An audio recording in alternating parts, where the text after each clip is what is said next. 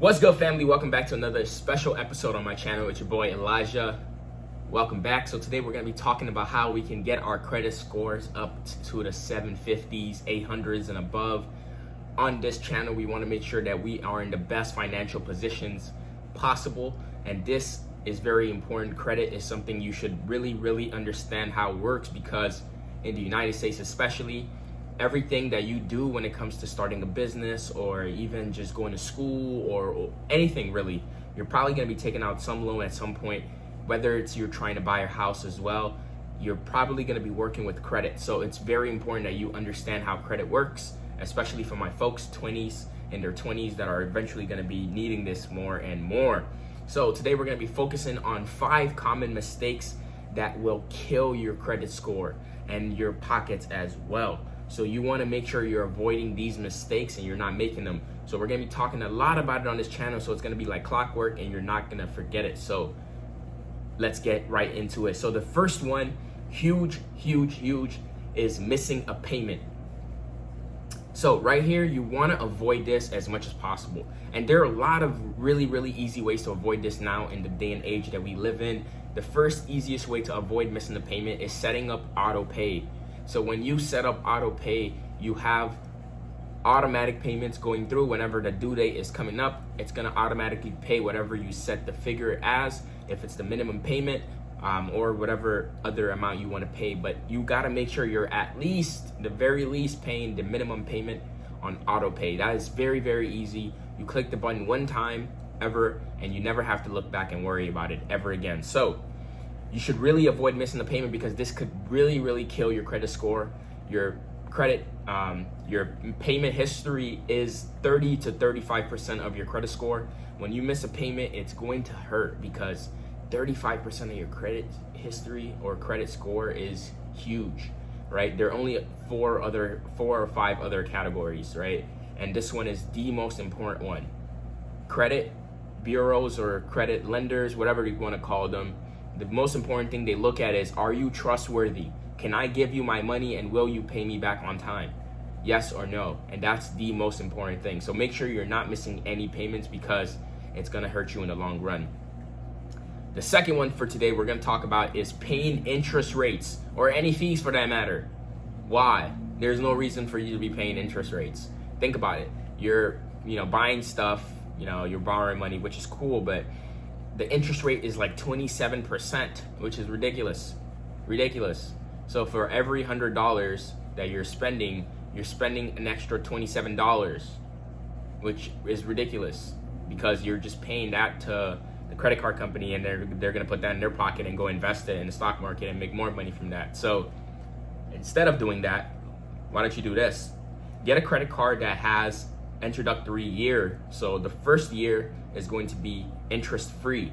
That first year, use the credit card, and then you can do something called credit card hacking, which is basically when the introductory period ends, you go ahead and get another credit card, and that's going to actually help your score out in the long run, the more credit cards you open. And we're going to get into that in a second.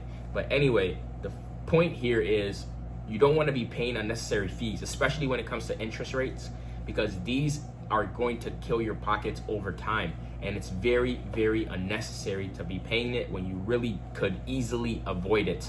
So take notes right now. These are ways you can easily avoid it. Introductory year, after the first year of the credit card, make sure you get a new credit card that has another introductory year. So that way you're just moving from credit card to credit card, and you're making sure by the end of the introductory year, you've completely paid out the balance of the credit card that you had in the past. Key. Make sure you're doing that. So you got to make sure you're not paying extra money where you shouldn't be paying. That money should be going towards your investments and your future. The third thing we're going to talk about today is spending what you don't have in the bank without a plan to pay it back. And this is what hurts a lot of people. When you have a credit card, yes, you have a limit that allows you to go further and beyond and spend whenever you want, right? So I think my credit limit now is maybe 20,000, right? And I'm just throwing out a random number. But basically, I can go out and spend $20,000. It doesn't mean I have $20,000, but the credit card companies are willing to let me spend $20,000 because of my history of what I've had with them, and how much I've been spending, and maybe something to do with my bank statements, and they've seen money go through there and they're like, oh, this person could manage $20,000 of credit. But besides the point, you want to make sure you're not going above and beyond. There's something called utilization in your credit score calculation, and utilization is how much of your credit limit are you using, and you want to make sure you're staying at 10%. 10%. So if they're giving you $20,000, spend $2,000. Keep it at that. It's great to keep it at that. At the worst case, 30%. But you want to try to be in the excellent score, which is 10% utilization, not 50%, 60%.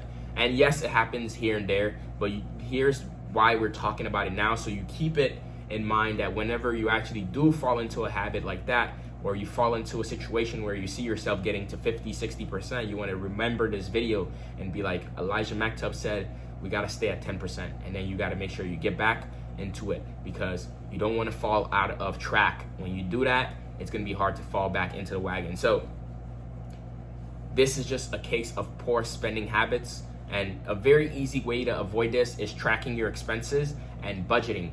Budget, huge. When you budget, you're less likely to spend what you don't need, right? So make sure you're budgeting. I made a video about an easy method for budgeting, and I also share a free template that's gonna help you get started. If you wanna check that video out, it's gonna be super helpful if you are interested in budgeting. So point number 4 today we're gonna talk about is closing an old account. Don't do this. Stop closing your old accounts. There's no point.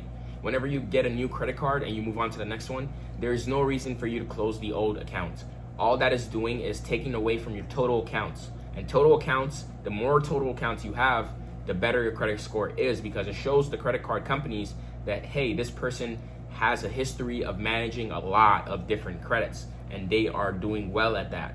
That's what it's showing them. When you have less credit, it shows them that, oh, this person might be a newbie, right? And that's not what we want to show them. We want to show them we're confident, and we want to show them we have experience in managing money.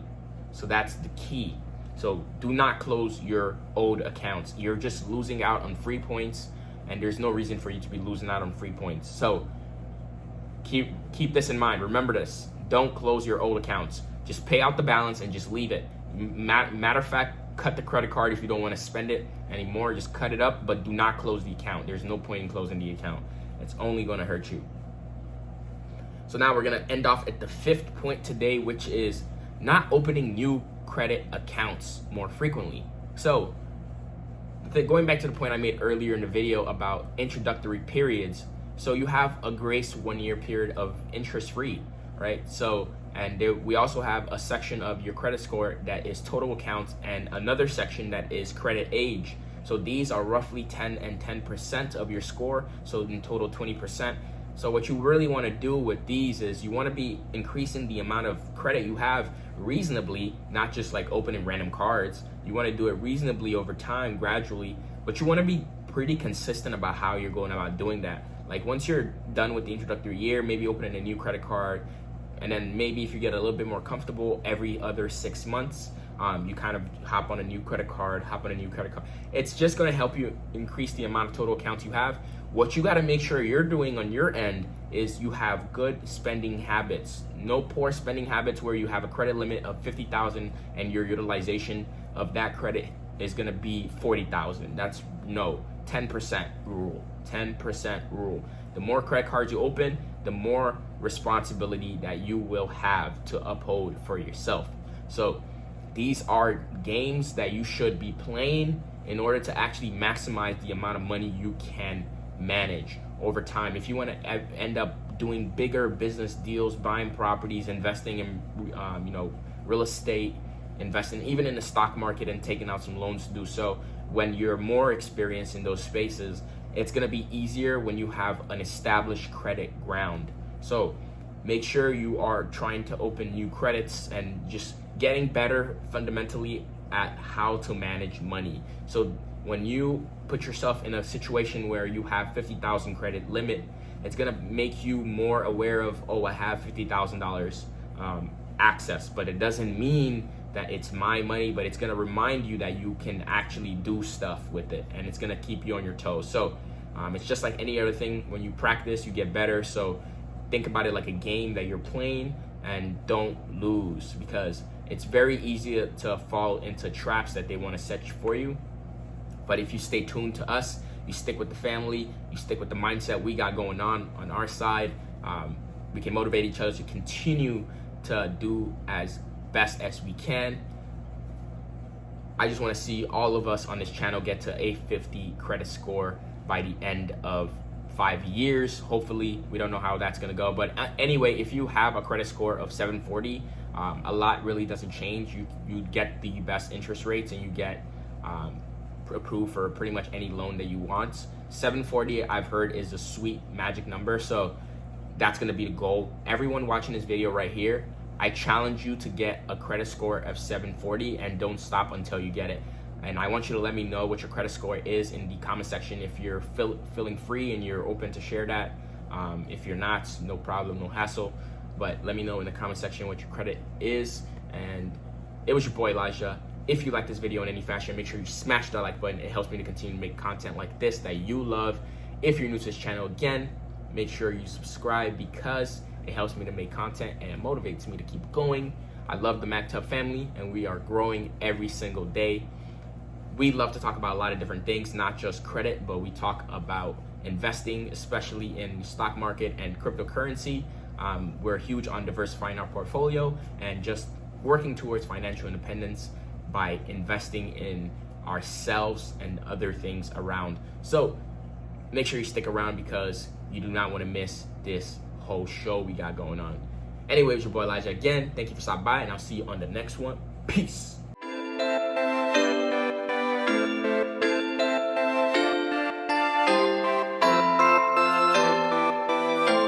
Don't speak to no one but the facts to the masses, pouring out the